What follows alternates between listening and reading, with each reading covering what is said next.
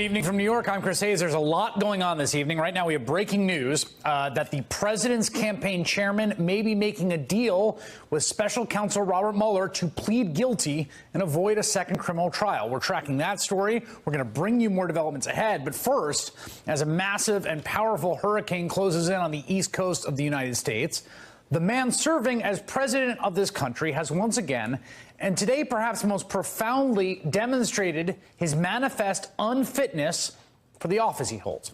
Well, the federal government was preparing today to confront a major crisis in the Carolinas where millions of people are now in harm's way, millions under mandatory evacuation orders. The president was denying the crisis that occurred last year in Puerto Rico on his watch. Almost 3,000 people killed in Hurricane Maria and its aftermath. That's according to an official study commissioned by the government there. And that's roughly the same number of Americans killed on September 11th. But to this president, those people simply do not exist.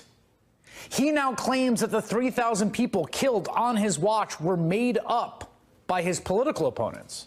Quote, 3,000 people did not die in the two hurricanes that hit Puerto Rico. When I left the island after the storm had hit, they had anywhere from 6 to 18 deaths. As time went by, it did not go up by much. Then a long time later, they started to report really large numbers, like 3,000.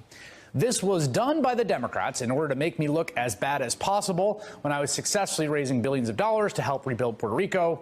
If a person died for any reason, like old age, just add them onto the list. Bad politics. I love Puerto Rico.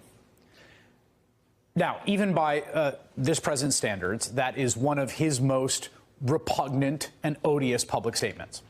And whether it is a monstrous lie or he actually believes it, this president is attempting to foist a sick alternate reality on the country he was elected to serve and on the loved ones of those that his own malfeasance helped kill.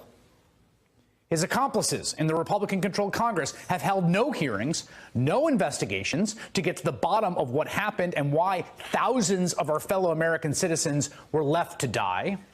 Meanwhile, as the director of FEMA is right now, as I speak, under investigation for misusing public funds, and we find out the Trump administration took $10 million out of the recovery agency to pay for immigrant detention centers, tonight, Hurricane Florence is already threatening